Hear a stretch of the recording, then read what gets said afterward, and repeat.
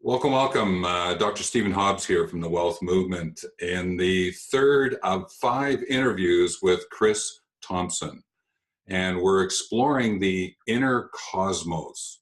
And we've talked about the inner cosmos from the perspective of we resemble the universe. And the second one was about the knowable universe.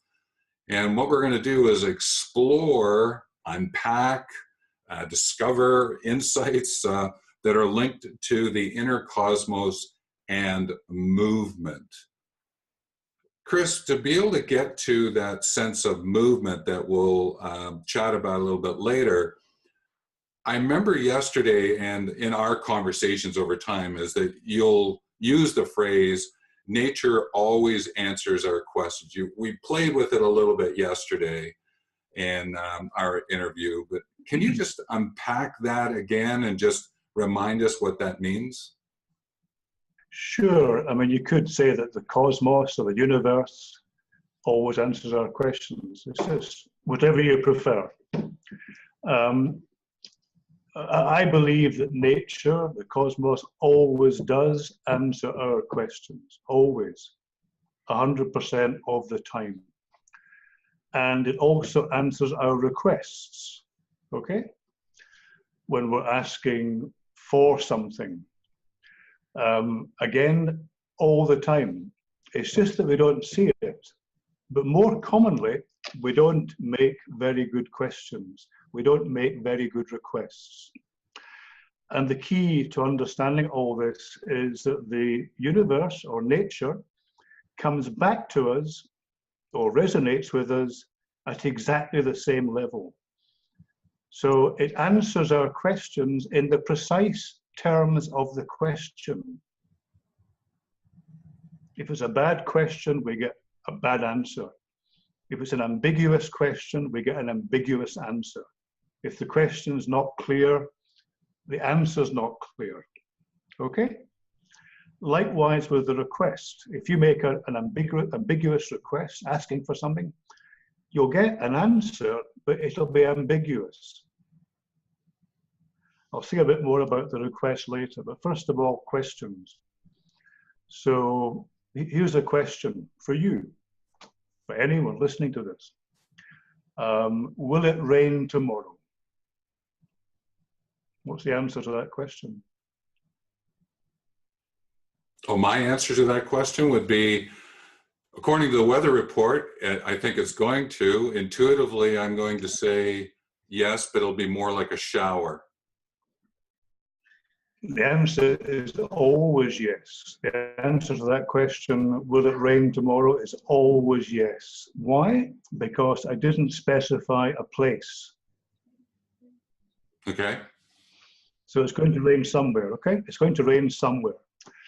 Another example given, a very common example, is the king in ancient Greece goes to see the oracle the day before the battle and asks the obvious question, will the battle be won?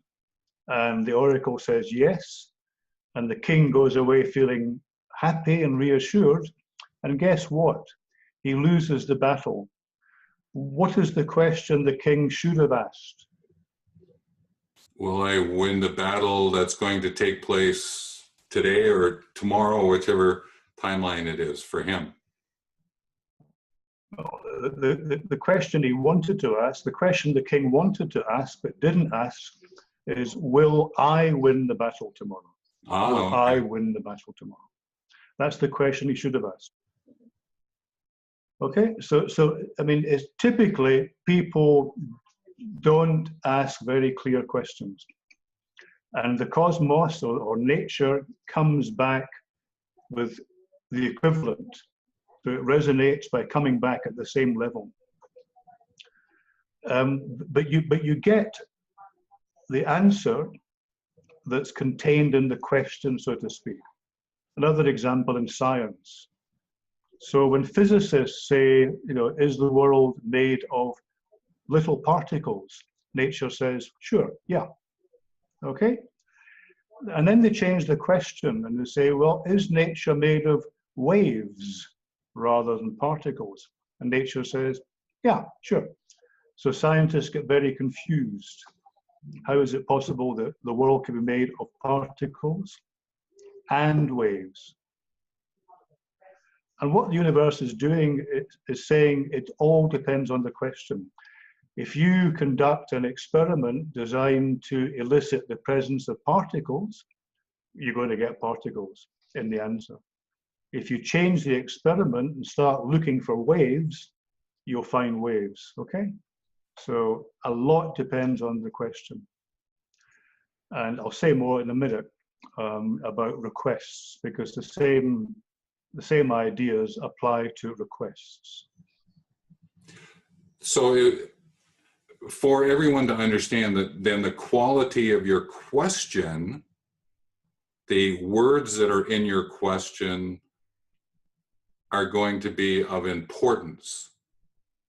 So asking the question, you've got to put a little bit of effort sometimes into formulating the question to be able to get, if you're asking a question about A, to get the A response or a little bit more. Is that what you're getting at right now? I'll give another example, okay? So a friend of mine from Canada, from Toronto, used to run workshops for companies in exotic places like Mexico. And these were to find the vision of the team. It was to create a vision for the team. And he would usually start the sessions by asking everyone a question. He would say to each one of them, what is it you really want? And one of the guys said, I want a house in Mexico. And my friend Martin said, I guarantee you won't get it. And people in the room were a bit shocked, okay? And the guy said, how do you know? He said, well, you have to specify what house in Mexico do you want? Not only that, you have to say when you want it. When do you want that house, that specific house in Mexico? But people typically don't make that kind of request. They're very loose, shall we say, with their requests. People might say, I want more money. And they won't get it. They will not get it because more money is not a request. The universe won't respond to that because it's not really a request. What do you mean by more money? Do you mean $5? Do you mean $1,000? Do you mean €6? What do you mean by you want more money? And secondly, the universe will say, when do you want it? Do you want it next year or the year after? When do you want it? You have to say what it is exactly you want. And, you know, specify exactly. And this is why people often don't get what they want. They think they know what they want. They might even put out some kind of prayer, some kind of request, okay, in the form of a prayer, for example. But because the request is not clear enough, or maybe not heartfelt enough, the universe will come back and resonate at the level of ambiguity. Is this all making sense? Yes, yeah. Well, I think it goes back to, there's a root word in the two words, question and request, is quest. And if you're going to be on a quest, you've got to be clear about what the quest is about, and timelines and intentions and all that. I think there's a story thread there. I'm offering that.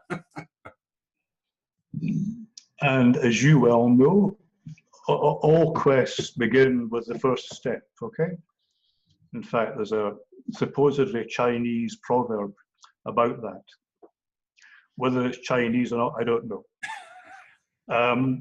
But all journey, a journey of 1,000 miles begins with the first step, okay? And that's important. It may seem obvious and simple, you know, why even mention it? And yet, many people find the first step the hardest step to take. What they find is that they're somehow stuck, okay? They may be stuck mentally, they may be stuck because of some fear or lack of confidence in themselves. But for whatever reason it is, they find that first step the hardest to take. And it reminds me of the difference in physics between two kinds of friction.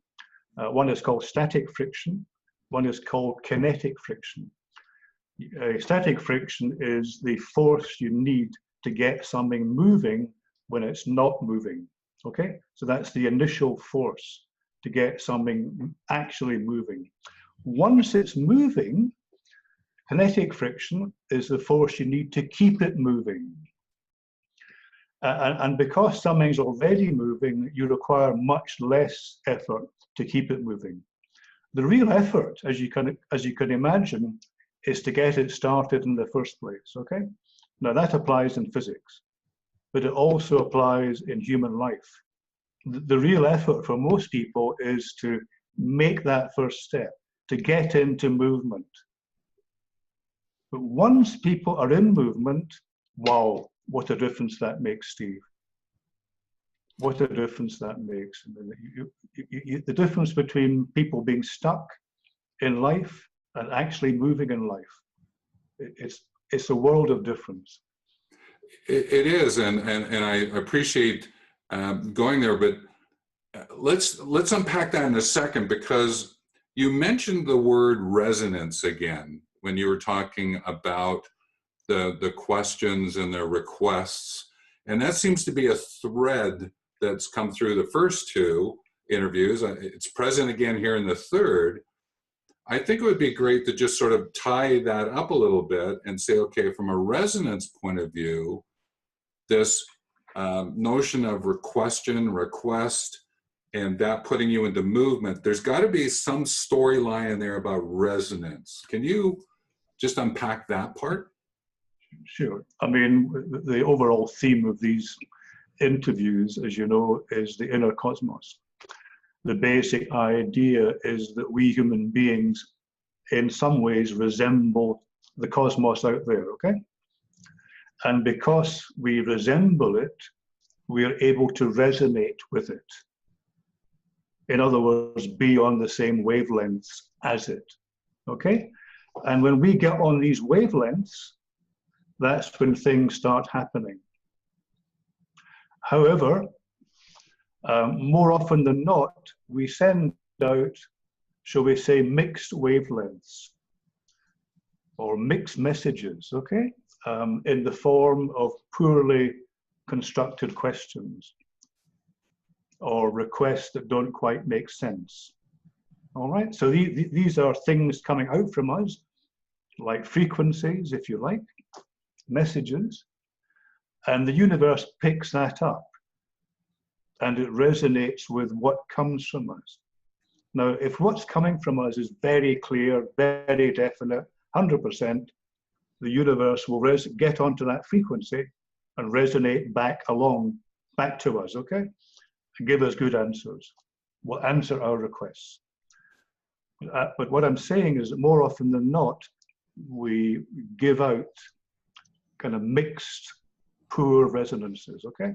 That's what I'm saying. Yeah, and that goes, again, with unpacking is the quality of the questions and the quality of the requests, and being very clear with what you're asking for and the kind of questions you're doing and proposing. So jumping into the world of movement then, we've got the question request, we've got the resonance, same level of answer or a little bit more kind of idea, and into this notion of movement. Personally, I think movement is a great word because it's the name of my company, Wellth Movement. And I speak about, you know, making a movement, making the movement, making your movement, the different elements of looking at movement. And you had said that nature answers and answers your questions, answers your requests, but also what it is now is putting that action into movement. Can you Well, I mean, help us with that yeah, one? I think I get where you're trying to go with this, Steve. One way of thinking of this is that movement, the idea of movement, is one of the most natural and common things in the universe. The other, and this may surprise people, the other equally common thing in the universe is order. But let's put that to one side just now and let's stay with movement, okay? So when I say that movement is common to everything, what do I mean? I'm saying that everything is in a state of movement. Everything. Even a heron by a riverbank, you know, apparently very, very still. Inside that heron, its heart is beating, its biochemistry is active, it's breathing. There's movement inside it, okay? Quite apart from its internal movements, that heron is a part of many external movements. So this planet that the heron is standing on is turning once every 24 hours. The same planet is orbiting the sun once a year, okay? The sun itself is moving through space, quite fast in fact. The sun is part of a bigger set of movements, orbiting the center of this part of the galaxy, okay? The galaxy itself is moving, and so on, and so on, and so on. So even those things which appear to be static are internally moving and also part of many external movements. Everything's moving, Steve, not just in one movement, but in many movements. So I would, yeah, stick my neck out and feel quite confident that movement is common to everything in the universe. It's one of the most natural things there is. But movement also down into the cellular level. I understand cells and atoms and all that are part of the universe, but there's also that quantum physics kind of storyline. Everything is moving. I agree. One of the other ones that I always use is the notion of plate tectonics, right? Is the people are always saying, you know, like I've got to find my position. I've got to find what it is. It's sort of like the sense of I want to nail something down. And I'm going, no, you got to accept to live on moving ground, right? Because the plates are even moving on which you're standing. So movement is natural. I agree wholeheartedly with you with that. Now, I'm thinking that kinetic and static force energy that you talked about is going to influence this notion of movement, right? And linking it to the person, because people tend to they hold themselves back from what is natural in terms of movement. So do you want to connect that static and kinetic piece to movement right now? Sure. As you know, I'm a mountaineer. And because I live near about 10 ski stations, I've got about 10 ski stations within 1 hour of my house. So lots of skiing.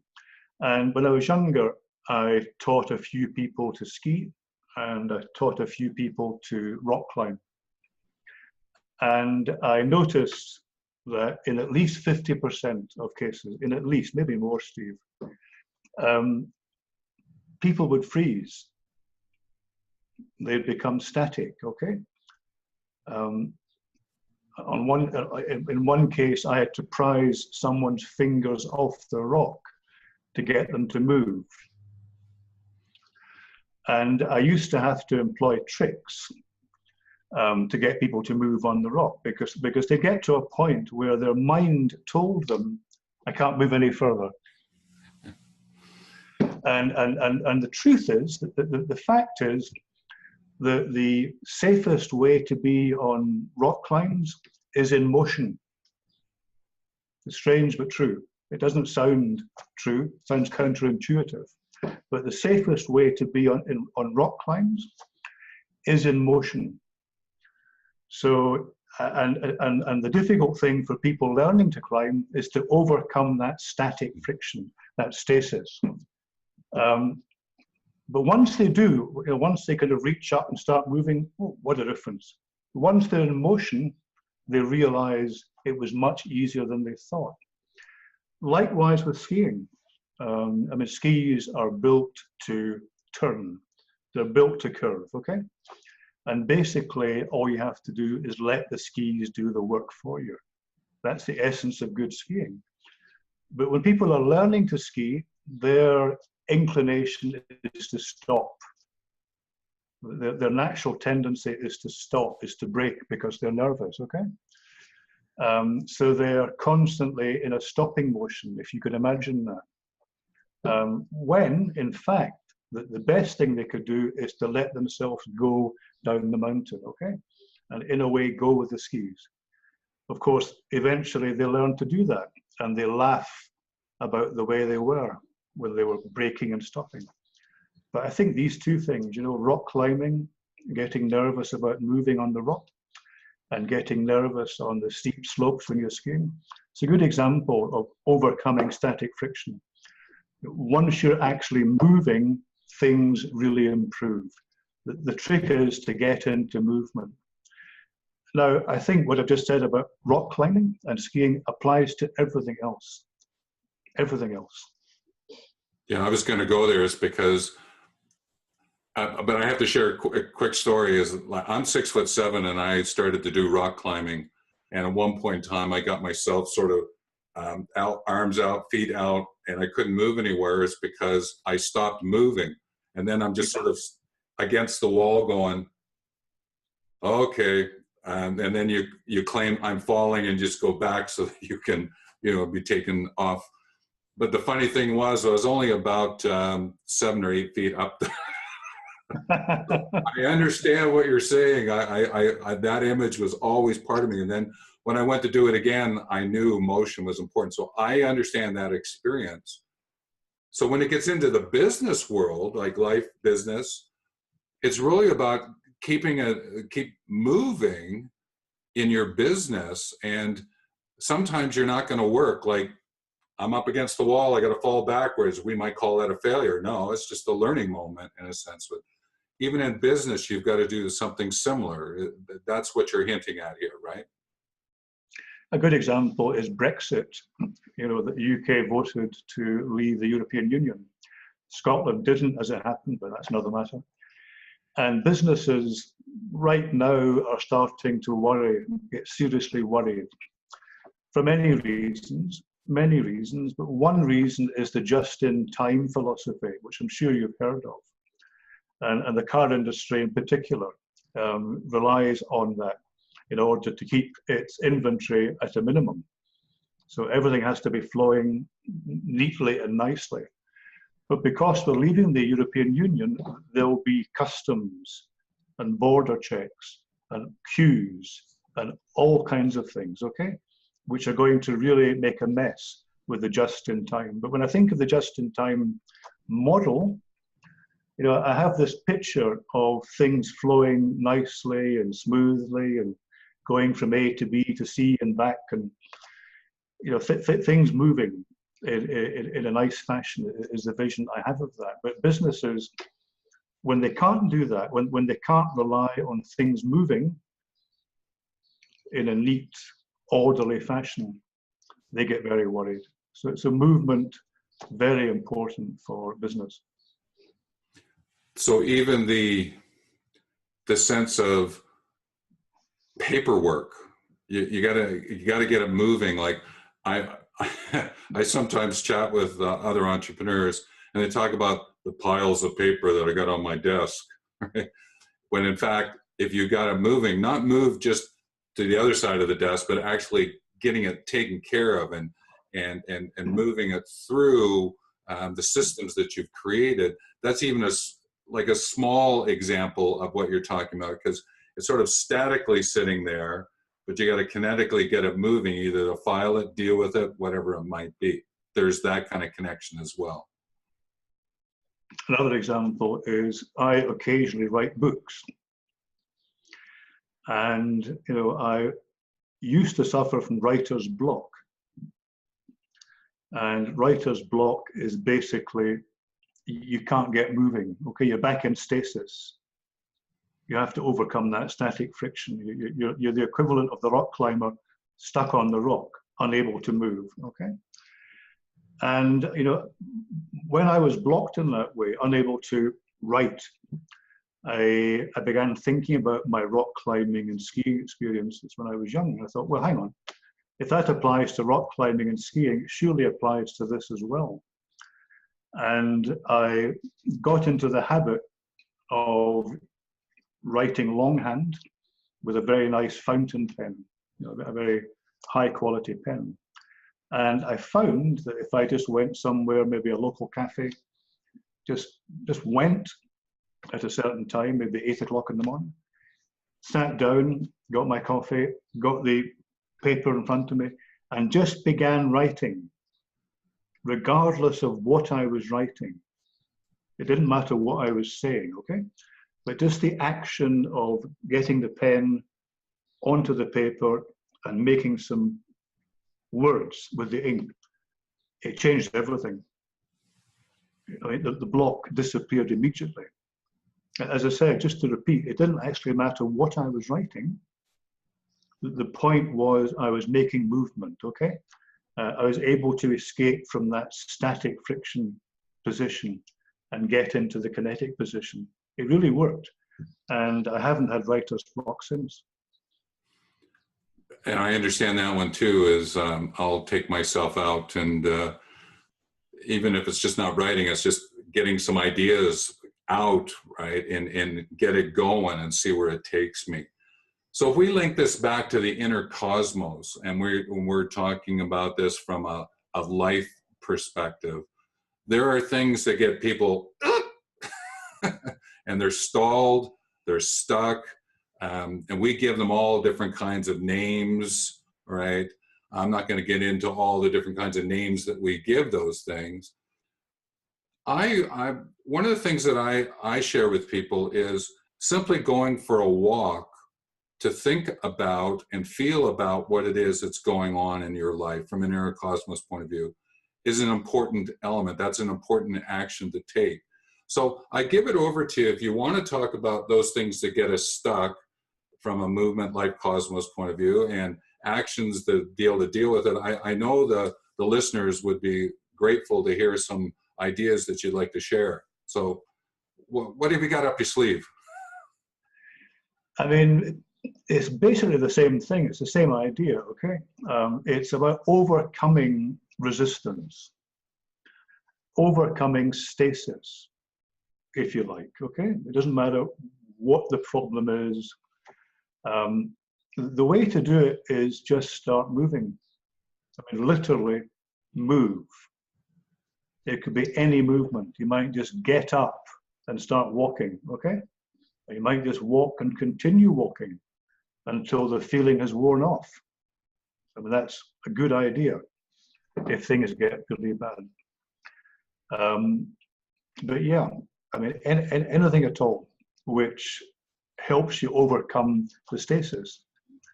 I mean, you were alluding just now to other reasons why people weren't doing things. And I guess you were thinking about fears and anxieties, which are common. And I can't imagine anyone who hasn't got some fear or anxiety somewhere. I can't. You know, even those of us who've processed some of these in therapy, I'm sure there's lots of lingering stuff. But I think the same principle applies here. But what I'm getting at, Steve, is there's a kind of connecting thread here, you know, a unifying principle which runs right through this, okay? And that is overcoming stasis, moving. So say you have a fear of speaking in public, for example, and many people do, it's quite common, which I did. I was morbidly afraid of being asked to stand up at school and speak, make a presentation. And eventually, not quite sure why, I became a lawyer, an attorney. Okay, and you might think, wow, this is a joke. Who is this guy? Part of the reason was because my wife and I wanted to raise our family in Scotland. So I wanted to be somehow in Scotland, okay? And being a lawyer was one way of doing that. And I realized during my training, I trained on the job. And when you train on the job, you can't appear in court until you're finally qualified. So I had 3 years of training on the job, but not able to appear on my own. I accompanied my boss from time to time and watched him.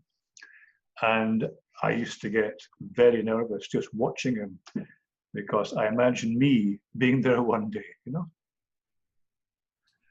And I remember my first day, it was 1976. I was in a new company, and the company specialized in court work. So I jumped right into it. And I turned up on my first day of work, and my boss's secretary said, Mr. Jackson's not here. Has to go to Northern Ireland today on business. Would you go to court for him? I'd never been to court in my life on my own. And it was a serious case. It was a jury trial. Serious assault with a knife, okay?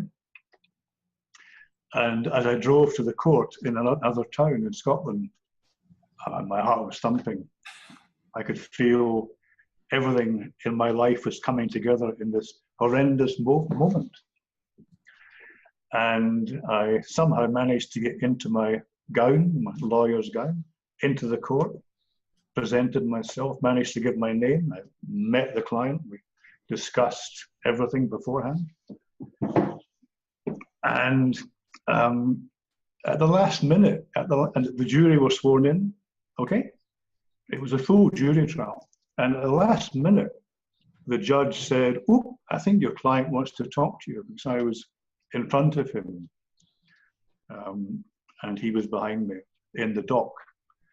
And so I turned around, he said, I've changed my plea, Mr. Thomson. I'm going to plead guilty. But I was let off the hook at the very last minute, you know. But the point of my story is, I think something inside me, maybe unconscious, made me become a lawyer, because I knew I had at some point in my life to overcome this morbid fear. Otherwise, I'd never make any progress in life, you know. If I was stuck behind the fear all my life, life wouldn't be worth living. And, you know, it wasn't easy at first, but I persisted. I kept turning up in court. I kept speaking in public. And eventually I got to the point of actually liking it. My fear had somehow gone away completely. And I think the reason for that, Steve, is because I had walked into my fear, okay? So I had a fear of speaking in public, okay? What's the best thing, the best way of conquering that fear? Answer, go and speak in public. You've got a fear of heights. Best way to conquer that? Take up rock climbing, and so on. Doesn't matter what your fear is. Doesn't matter what your fear is. That fear will suggest the activity you need to do. And it works. I mean, I've talked to people about this, and it works. So it's just an example of moving. So in this case, you're moving into your fear. And gradually the fear just dissolves and disappears because you've moved into it. So it's walking into it to get the movement, because movement is natural. If I'm connecting a couple of thoughts that you've shared. And I like that sense of movement is natural. It makes for a great image. And I won't go so far as to say, whoa, there's a tagline for marketing, but there is an element of real elemental truth to that statement, which I think is really quite beautiful. So I think with today, we're getting close to our 37 minutes and an out kind of idea with the interview. Is there any last little piece of advice that you'd like to give to to round out the minute that's left here, I turn it over to you before we close out. Yeah, I would just say it works. This works. I mean, this definitely works. No doubt about it. Doesn't matter what your fear is, what your anxiety is. Go and do it. Face it and walk right into it. Doesn't it? You'll feel bad. You will feel the fear. The feeling won't change. All right. But to overcome that feeling, you have to go right into the source of the fear. Likewise, if you can't move, if you're blocked, if you're unable to set out on your quest, to use your language, the best thing to do is just move. Actually get into motion, get up, start walking, move, okay? And here's the thing, we think of a quest as being a journey in a certain direction to get something particular. The first movement doesn't really matter. You can go in any direction. Your quest might be in the east, for example. But your first movement doesn't have to be a movement towards the east. Your first movement can just be getting up and moving around. This is a slight metaphor, okay? It might not actually mean getting up and just moving around. The point I want to make is that people say a journey of 1,000 miles begins with the first step. I would change that a bit. I would say the journey of 1,000 miles begins with movement. Okay. So with that, Chris, thank you. Take care, and we'll catch you for the next interview when it comes around. Thank you, Steve. Thank you. Okay. Bye-bye. Bye-bye.